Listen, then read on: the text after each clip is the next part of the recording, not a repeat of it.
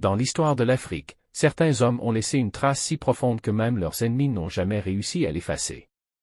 Mais parmi ces hommes, il en est un dont l'histoire reste entourée de mystères. Cet homme s'appelait Thomas Sankara.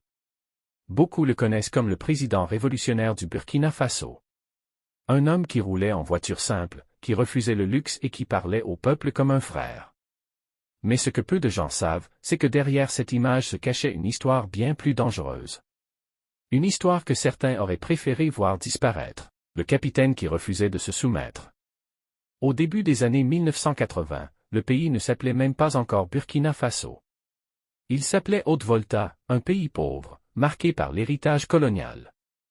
Dans les bureaux climatisés du pouvoir, beaucoup de dirigeants suivaient les conseils des puissances étrangères. Mais un jeune capitaine de l'armée refusait cette logique. Thomas Sankara croyait à quelque chose de simple mais révolutionnaire: l'Afrique devait se relever par elle-même. Pas par l'aide. Pas par la dépendance. Mais par la dignité.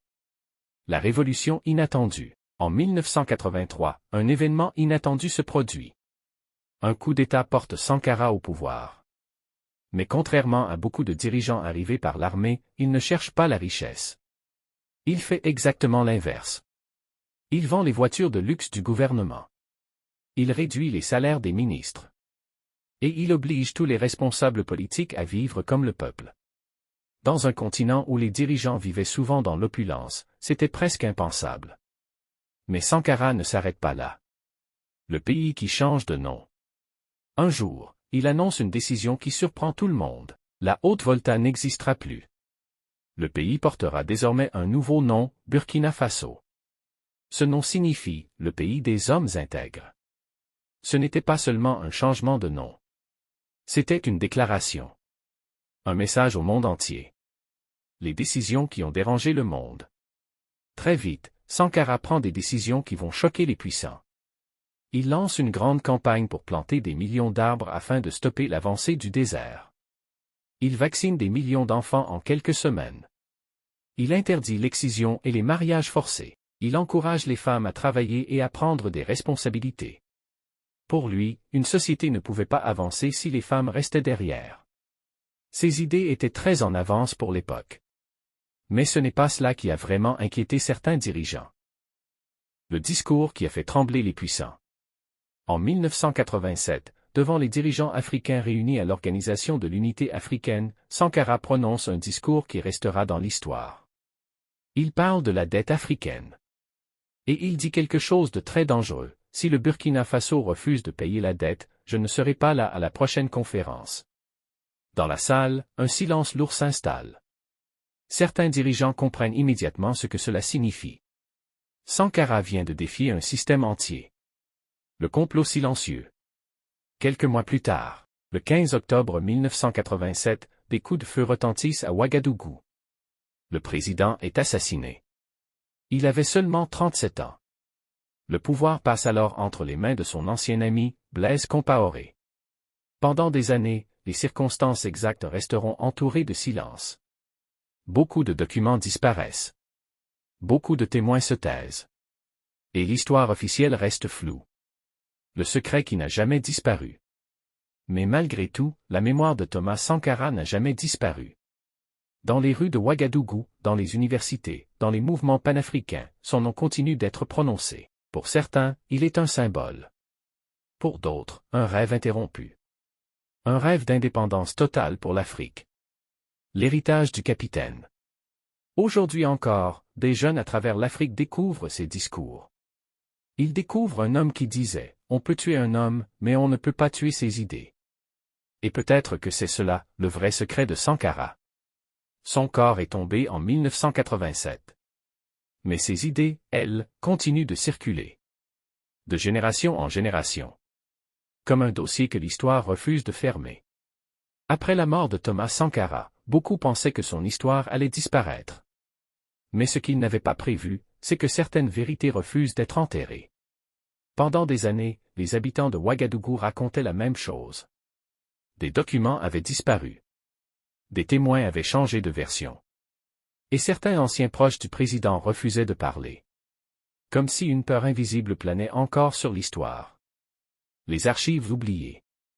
Dans les années qui suivent, plusieurs journalistes commencent à chercher la vérité. Ils fouillent les archives, interrogent d'anciens militaires et des responsables politiques. Mais beaucoup de dossiers restent fermés.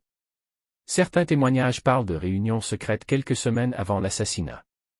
Des réunions où l'avenir du pouvoir était déjà discuté.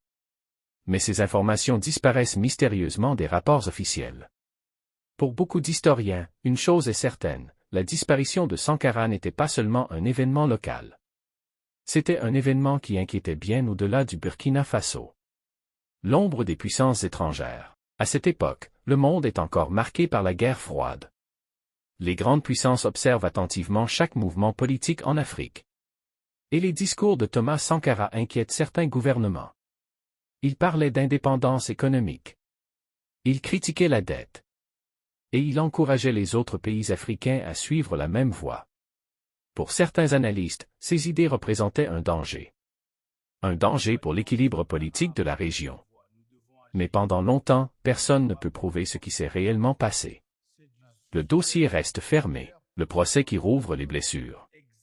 Des décennies plus tard, une nouvelle génération réclame la vérité. Des manifestations apparaissent dans les rues de Ouagadougou. Les jeunes demandent justice. Ils veulent comprendre ce qui est arrivé à l'homme qui avait promis un futur différent. Finalement, une enquête judiciaire est ouverte. Et pour la première fois depuis des décennies, des témoins commencent à parler. Certains révèlent des détails troublants sur la journée du 15 octobre 1987. Des détails qui ne figuraient dans aucun document officiel.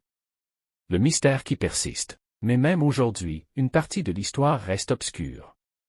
Certains documents n'ont jamais été retrouvés. Certaines décisions prises dans l'ombre ne sont toujours pas expliquées. Et certaines questions restent sans réponse. Qui avait vraiment intérêt à faire taire Sankara? Qui avait peur de ses idées? Et surtout, que se serait-il passé si son projet pour l'Afrique avait continué? L'homme devenu symbole. Aujourd'hui, plus de 30 ans après sa mort, le visage de Thomas Sankara est partout. Sur des murs. Sur des t-shirts. Dans les universités. Dans les discours politiques. Pour beaucoup de jeunes Africains, il représente quelque chose de rare, un dirigeant qui n'a jamais cherché à s'enrichir. Un dirigeant qui croyait que l'Afrique pouvait décider de son propre destin. Le dossier qui ne sera jamais fermé. L'histoire officielle dira peut-être un jour toute la vérité. Mais une chose est déjà certaine.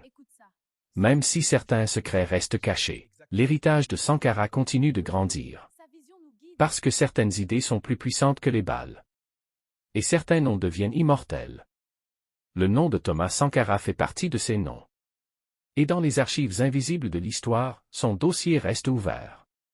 Pour toujours.